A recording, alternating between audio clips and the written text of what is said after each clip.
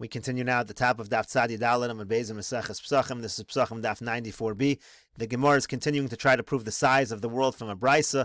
This brisa is about the response of the Baskol to Nebuchadnezzar when he said he was going to rebel and ascend to Shamayim. So the Baskol responded, Ben Beno Shel Nimrod HaRasha.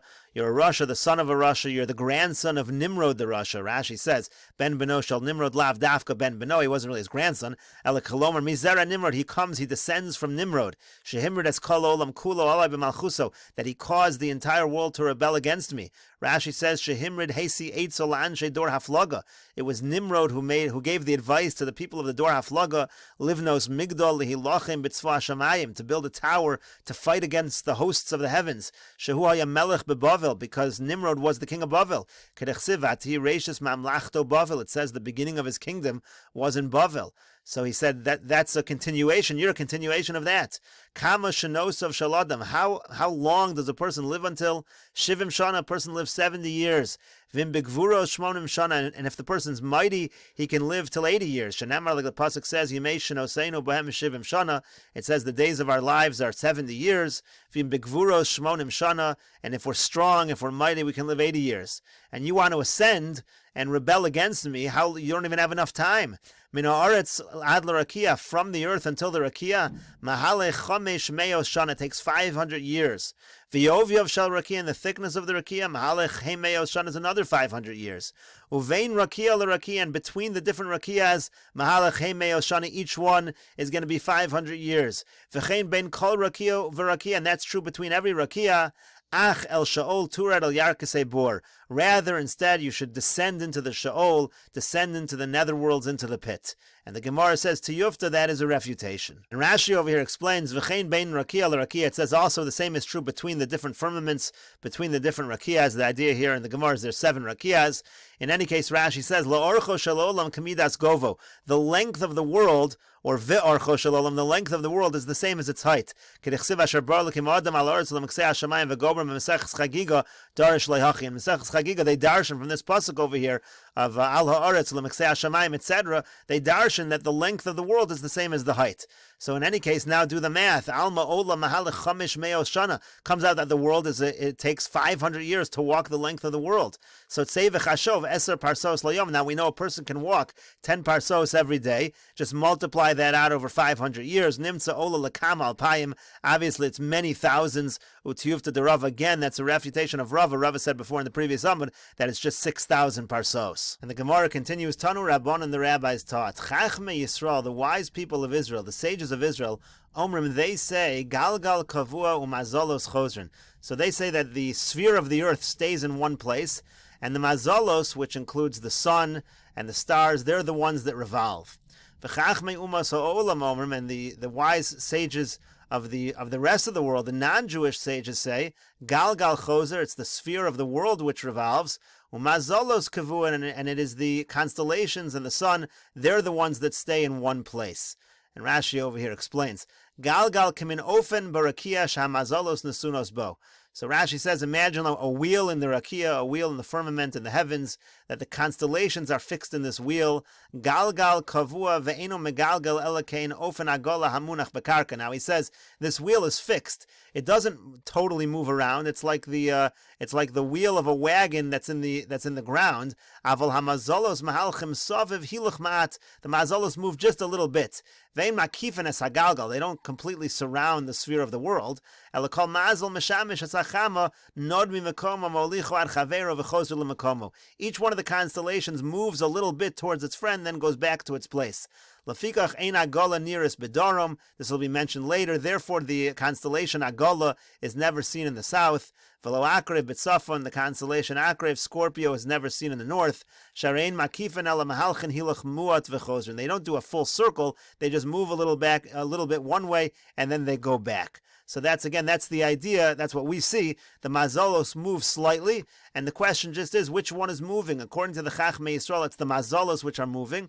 According to the Chachmei Umas HaOlam, it's actually the galgal, it's the sphere, it's our world, so to speak, that is moving. So Amar Rebbe says, Teshuva l'divreihem. I have a refutation for their opinion. We never find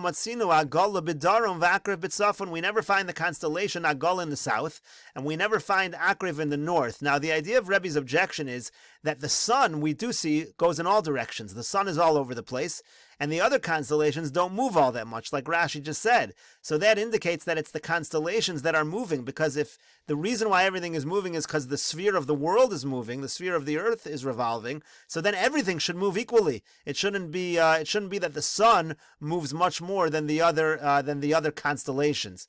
That's what Rashi says over here. Lo matzino agala bedarim ve'akre betzafon v'isakadaydach galgal chozer mazolos kavun. If you think the galgal is what is moving around and the mazolos all stay fixed, nimsa galgal molich u'megalgal hamazolos l'chol dalar aruchos, then everything should be moving in all four directions. Kishem shu megalgal, just like it's moving, meaning just like the sun. V'aynu kimin ofen, just like the sphere of the world, which causes the sun to do that. That should be true by all the constellations. V'aynu kimin ofen v'nasun berakia chetzio lamata min arakia v'chetzio lamala min arakia. Picture like a wheel, and half of it is above the rakia, half of it is below. And that's the idea of the sun. When one part of the wheel goes up, the other one sets. So that's the idea. The sun is on this wheel. It's constantly rising and then setting. Now, according to the way that the Chachmei Umas Ha'olam, who they say the world itself is being choser, that should happen to all of the constellations. And according to the Chachmei Yisrael, Sha'omrim Galgal Kavua, Ein Lefarish Shokei Va'ola Ela B'mazolos. According, of course, to the Chachmei Yisrael, where the Galgal stays fixed, so then what is really setting and what is really rising is not the Galgal, it's not really the sphere of the world, it's actually the Mazolos themselves. So in any case, that's the question that Rebbe has. How can you possibly say, like the Chachmei Umas Ha'olam, that the Galgal is choser, then why don't we see Agola B'Dorim and Akre B'Tzafon? So Maskiv lo Rav Acha Bar Yaakov. Rav Acha Bar Yaakov asks on Rebbe. He says the Rebbe's question isn't that great. V'dilma, perhaps kivotzina derechaya. It's like the part of the millstone that stays fixed. Inami kitzinura dedasha, or by a door. You have a hinge on the door that stays fixed. Rashi over here explains. Dilma kivotzina derechaya. Maybe it's like the steel pin that's in a millstone. And Rashi explains, Kebarzel hatachov benekev rechev sheberechayim. You have this millstone and you have a barzel, you have a piece of iron that's stuck there in the hole. Shashochev omid b'mekomo. And another part, which is called the shochev, that stays still. The barzel choser, but the barzel can move. V'im basel legalgal hashochev. And if you want to move the part of the millstone that's called the shochev, misgalgal saviv habarzel omid b'mekomo. That can move and the barzel stays place. In other words, you can have a situation of a hinge where there are two parts that are attached to the hinge, an outer and an inner, and the outer one can move, the inner one can stay still, and same in the reverse, the inner one can move and the outer one can stay still. Inami kitzinura dedasha, you can have that also by a hinge on a door as well. Shadelas soveves bechor hamiftan ha'elyon, the door is on this hinge, v'hamiftan b'mekomo omed, and the miftan stays still. V'imbasel galgal hamashkof, and let's say you want to move the mashkof of the door, humis galgal sovev hatzir, you can move the mashkof of the door, v'hadelas omed b'mekomo, and you can keep the door still. Okay, so that's how the hinges work. There can be one part moving and one part still, and it can change. And so that's what Rashi says. That might be going on. That's what Rav Acha Bar Yaakov's question, and that's what might be going on when the sphere moves. It's moving on its own, and maybe the sun is moving, and the mazalos, the constellations, are in a different galgal. That one's not moving. The outer one is moving the sun, while the other mazalos stay still. Or maybe the sun is on the inside, and the mazalos are on the outside. But the point is, there can be two things that are attached to this hinge. So therefore, it's possible that you can see the sun moving everywhere, whereas the constellations don't move. So that's why Rebbe's question against the Chachmei Umas Ha'olam can be answered, because you can have a situation where the Galgal is choser, the mazalos are kavuin, and still the sun moves in different directions while the mazalos do not. And the Gemara continues, Chachmei Yisrael Omrim, the wise sages of Israel say, B'yom chama mehaleches lamata min harakia. They say that during the day, the sun travels below the rakia, that's why people can see the sun. Uvelayla lamala min harakia. The Chachmei Yisrael say that in the evening, the sun actually goes up above the rakia, that's why we can't see it. The Chachmei Umas Ha'olam Omrim, now the sages of the world say, the non-Jewish sages say, B'yom chama mehaleches lamata min harakia, that during the day, the sun goes under the rakia. Again, the same idea, that's why we can see it. Uvelayla lamata min akarka, but according to the non-Jewish sages, at night, the sun actually travels beneath the earth. Amar Revi, and Revi says on this, V'nirin divrein midivarenu. It seems that they're correct more than us. Why?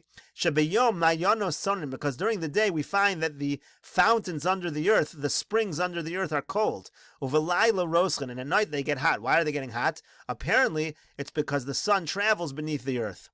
Tanya, we learned in a brayser, Rabbi Nosson Omer, Rabbi Nosson says, B'yamos hachama, during the days of the summer, chama mahaleches begova shel rakia. The sun travels at the high part of the rakia. Lefikach kol olam kula rosech. That's why the world is hot. Umayanos sonin, but you find that the springs are cold, relatively speaking. B'yamos hageshamim, now in the rainy season, chama mahaleches b'shipole rakia. The sun actually travels lower on the rakia. Lefikach kol olam kula tzonin. That's why the world is cooler. Umayanos rosin, but we find that the springs are warmer. And Rashi over here says b'shipolo shel rakia, and the low part of the rakia means samach lekarka, means close to the earth. B'shulei hakipa, lower in the sphere of the world. Lafikach kol ha'olam sonin, that's why the world is cool. She'ena mahalechas ela b'tzidei ha'olam, where Rashi understands when it's traveling low in the rakia, it's also only traveling along the sides of the world. Umayanos roschim, but the fountains, the springs are hot. Dahainu etzel hamayim, because the water is at the side of the earth, so to speak. Mitzidei ha'olam she'mayinos bos mehem, because the water comes from the side of the world. That's where these springs come from. So the sun is low, but it's at the edge, and that's where the water happens to be. And the Gemara continues, Taner Rabban, and the rabbis start be'arba shavilin chama mahaleches. The sun takes 4 different pathways. Nisan, Iyar, V'Sivan. In the months of Nisan, Iyar, and Sivan, mahaleches baharim. Then it goes in the mountains, kedei lafasher es hashlug, and it melts the snow. Tammuz of Elul, and Tammuz of an Elul, mahaleches b'yishav. It goes where people settle, kedei lavashel es haperos, in order to ripen the fruits. Tishrei mar cheshvan v'kislev, and Tishrei cheshvan and kislev, mahaleches b'yamim. It goes by the seas, kedei liyavesh es hanaharos, in order to dry out the rivers. And finally, teves shvat v'yador, and teves shvat and ador, mahaleches b'midbar, goes in the wilderness, shalol liyavesh es hazroim, in order not to dry out the seeds. The Gemara continues at the 2 dots. Rabbi Eliezer Omer me'askopis v'chula. Rabbi Eliezer says if you're outside the threshold of the Azara, that's enough to be considered derech rechoka. You're considered far away. You're pater from Pesach Rishon. You can do Pesach Sheni. V'af agav demotzi ayil. Even though it's possible for the person to come into the Azara, v'lo amrin on lei kom ayil. We don't tell him he has to come in. He's considered pater because he's derech rechoka. Gemara asks Vatanya, but we learned in a braysa, Yehudi Arel Shalom Mo. Let's say you have a Jew who's uncircumcised. He doesn't have a bris milah. Anish kares. He's punished with kares because now he's not able to do the carbon Pesach. Divrei Rabbi Eliezer, that's Rabbi Eliezer's opinion. So apparently we do tell the guy he has to get a bris milah. So why don't we tell the guy right outside the Azara that he has to come into the Azara? Amar Abaya says, Derech Rechoka L'tar. The din of Derech Rechoka applies to someone who is pure.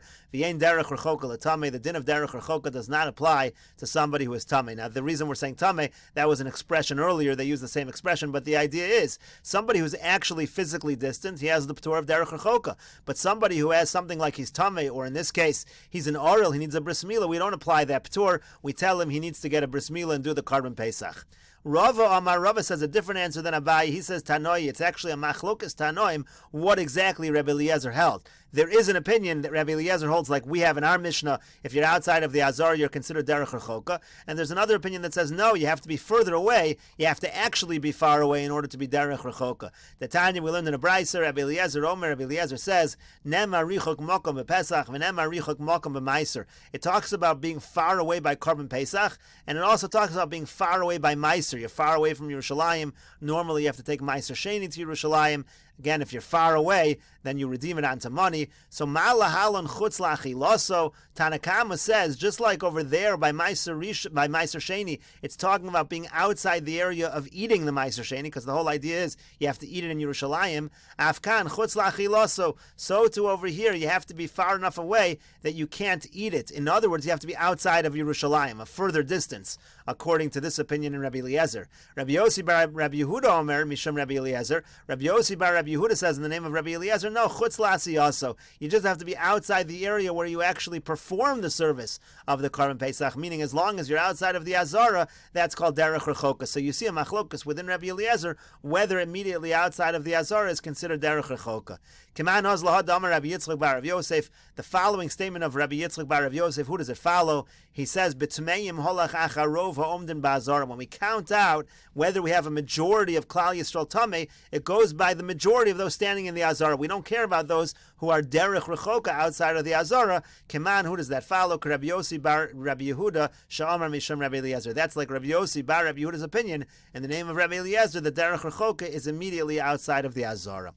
And the Mishnah continued, Amar lo Rabbi Yossi lefikach v'chula. Rabbi Yossi in the Mishnah also agreed with that which Rabbi Eliezer said in the Mishnah. Derech rechoka is right outside of the Azara. Tanya, we learned in a Braisa. Rabbi Yossi Aglili Omer. Rabbi Yossi Aglili says derech. It says you're on the road. Shomei ani malach shnayim o shlosha yamim. Maybe you have to be 2 or 3 days away from the Beis Hamikdash. Kishu Omer v'derech lohaya. When it says in the pasuk v'derech lohaya magid shemei askopes so Azara v'lochutz kari derech. You see that if a person is from the threshold of the Azara and outside, that is called derech. Again, that's the same basic shita as Rabbi Eliezer. Right outside of the Azara is considered derech rechoka. We'll continue in the next video on Daf Tzadi Hey Amud Aleph.